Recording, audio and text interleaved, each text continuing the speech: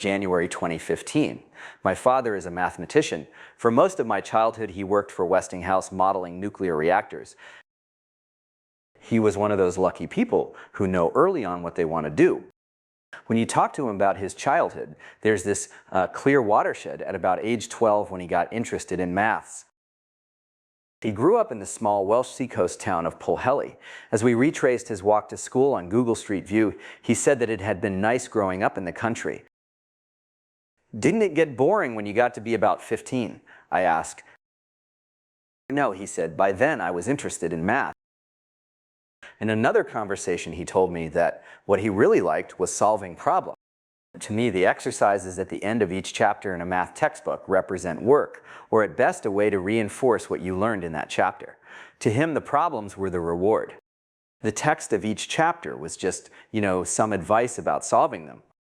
He said that as soon as he got a new textbook, he'd immediately work out all the problems, to the slight annoyance of his teacher, since the class was supposed to work through the book gradually. Few people know so early or so certainly what they want to work on. But talking to my father reminded me of a heuristic the rest of us can use. If something that seems like work to other people doesn't seem like work to you, that's something you're well suited for.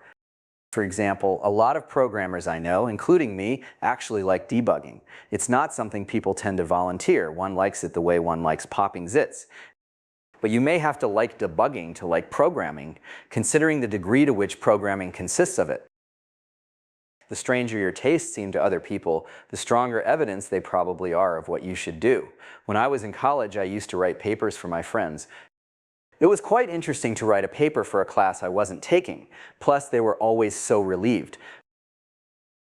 It seemed curious that the same task could be painful to one person and pleasant to another, but I didn't realize at the time what this imbalance implied because I wasn't looking for it. I didn't realize how hard it can be to decide what you should work on, and that you sometimes have to figure it out from subtle clues, like a detective solving a case in a mystery novel. So I bet it would help a lot of people to ask themselves about this explicitly. What seems like work to other people that doesn't seem like work to you?